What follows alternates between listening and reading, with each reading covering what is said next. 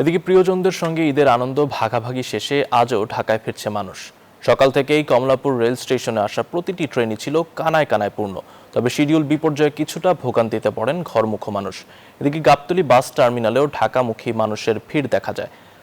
নৌপথে কোনো ভোগান্তি না থাকায় স্বস্তিতে রাজধানীতে ফিরেছেন কর্মজীবীরা। তবে সদরঘাটে সেনাবাহিনী ও নৌপুলিশ সহ নিরাপত্তা বাহিনীর তৎপরতা ছিল চোখে পড়ার মতো।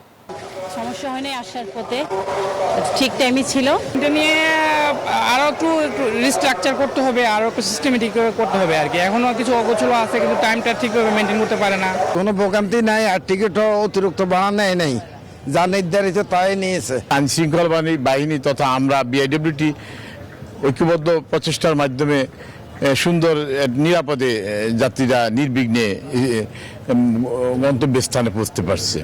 দর্শকের বিষয়ে বিস্তারিত জানবো আমরা। আমাদের সঙ্গে যুক্ত হচ্ছেন সহকর্মী মাহমুদুল হাসান ইমন। ইমন, সদরঘাটে যাত্রীদের ভিড় আর ভোগান্তির চিত্রটা কেমন দেখছেন, জানাবেন আমাদের। আসিফ, আমি সকাল থেকেই সদরঘাট লঞ্চ টার্মিনালে রয়েছি। সকাল বলতে ভোররাত 200-র বেশি সার্ভিস ও ফিচারে লেনদেনের সব বিকাশ অ্যাপে সম্ভব। 3টা থেকে এখন পর্যন্ত দুপুর প্রায় 12টার কিছুটা বেশি মোট 64টি লঞ্চ ঘাটে এসে ভিড়েছে বলে আমাদেরকে জানিয়েছে লঞ্চ কর্তৃপক্ষ। আপনাদেরকে যদি এখন একটু সদরঘাট লঞ্চ টার্মিনালের দৃশ্যটা দেখাতে চাই, এখানে আসলে তেমন ভিড় নেই। সকাল থেকেই আমরা প্রচুর মানুষের সমাগম আমরা এখানে দেখেছি, কিন্তু বেলা যত গড়াচ্ছে আসলে দক্ষিণবঙ্গের বিভিন্ন জায়গা থেকে, বরিশাল, বরগুনা, ভোলা থেকে লঞ্চগুলো সকাল সকালই আসলে সদরঘাটে এসে পৌঁছে গেছে।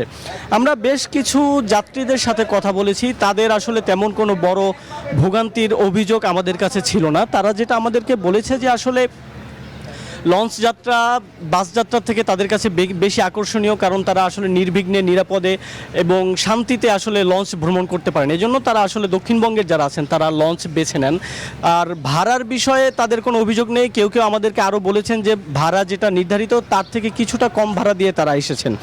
এছাড়া তাদের আর কোনো ভোগান্তি আমাদের চোখে পড়ে না। তবে কেবিনের ক্ষেত্রে, কেবিন ভাড়ার ক্ষেত্রে কিছু কিছু ক্ষেত্রে দেখা গেছে যে ভোগান্তি রয়েছে, কারণ সিন্ডিকেটের মাধ্যমে তাদেরকে কেবিন ভাড়া করতে হয়েছে। এই ছিল সদরঘাট লঞ্চ টার্মিনাল থেকে আমার কাছে সর্বশেষ তথ্য। ফিরে যাচ্ছি স্টুডিওতে। আসিফ, ধন্যবাদ আপনাকে।